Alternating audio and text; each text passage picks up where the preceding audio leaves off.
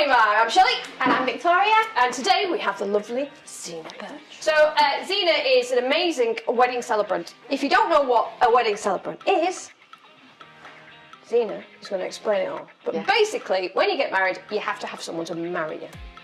Now, that could just be me. No. Or you can have a person of the cloth. You can have a person of the cloth, for sure. Yes. Or a registrar. Yes, you can have a registrar. Now, the thing with having a registrar, my own personal kind of viewpoint. Not mine. It's a bit boring and impersonal. I quite like a church wedding. I like a man or lady of the cloth because it's a bit more pomp and circumstance. Yes, it has ritual and tradition. Yes, and a bit more personal. So, obviously, in this country, the UK that is, there are rules and regulations about getting married. So you can't just get married anywhere you like. Unless you have a humanist celebrant. But legally, you can't get married outdoors or indoors with just Zena. But if we're in Scotland... Yes, you can, and Northern Ireland, and Jersey. Just England and Wales. England and Wales. We're so behind the times. Yeah. So tell us the legal implications, because I know that you've been involved quite heavily recently of trying to get the law changed in the UK, been in the House of Parliament and everything. Amazing. Check your No, Order! And I was so scared. I was like, I might like talking out loud, but I suddenly don't. So at the moment, sadly, even though it is so easy to do this in Scotland, there are different marriage laws in England and Wales, and they're slightly more antiquated and they're slightly more difficult to bend, although not that difficult, and they should be doing it soon. In England and Wales, if you want to have a humanist ceremony, you still have to sign your legal papers, as you pointed out, separately. Most people do that with a simple statutory marriage ceremony, nice registrar, nice local office, probably do it on Tuesday, go for a lovely lunch, and then you don't have to carry your passport with you anymore because all the legal stuff is done. And then when it comes to the ceremony, your wedding day, where you've invited your 120 of your favourite people, the people who've got your back, your support network, the people it counts in front of, then you get to use someone like me. What I think the difference is when I first started doing this, because the first couple I married were people I knew, and I still knew I didn't know them enough.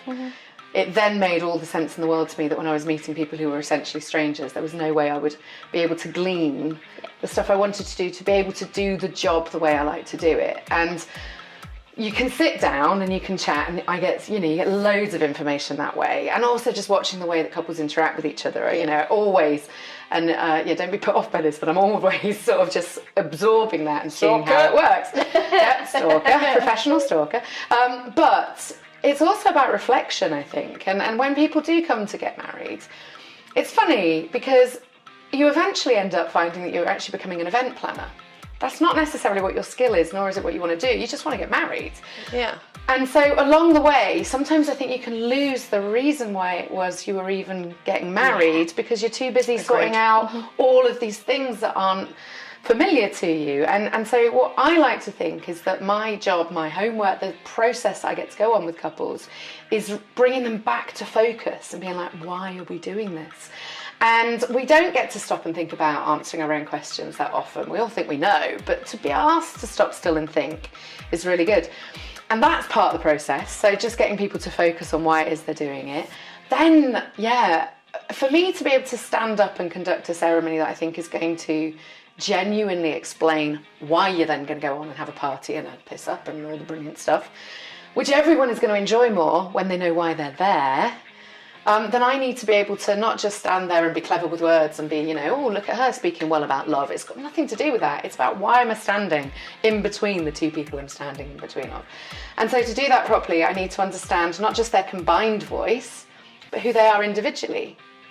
And then be able to represent to all the people who've been gathered the reason they're getting married from both their point of views in a tone of voice that people out there are recognising. And then what ends up happening is we make something. And that is essentially what ritual, tradition, ceremony itself is all about. It's about delineating a difference between the half hour before it and the half hour afterwards. And in that time, you do, I'm very biased about this, but you forge a foundation that is a little bit harder to break, I think. You're making a memory with everybody. And by the time you get to your vows, everybody in all of your guests, those who like know you the best, right the way to those who don't know you, maybe a +1 who's only ever met you twice, they should all get to the point where you're saying your vows and know why they're there.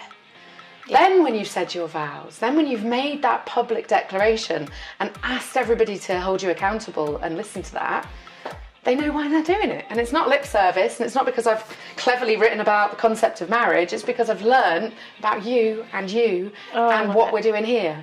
So it has to come with homework, because I can't make it up without that. I'm sold. I'm in. Yeah, I'm there. I mean, this is why we have her. She's just great. Yeah. Yeah? Yeah, where do I sign? Or we can have a registrar that Not just very goes, and so do you, take you, have you got a ring? Yeah? For me, every time it's Zena, but each to their own, man. Yeah, so if you want to know more about Celebrate Weddings, or you want to book Zena, you can find her online on IG and Facebook, and on her lovely website. It's been bloody marvellous. This has been the lovely Zena Birch. Thank you. Thank you so much for coming. It's been awesome. Pleasure. And we've been the Wedding Vibe. And we'll catch you next time. Goodbye.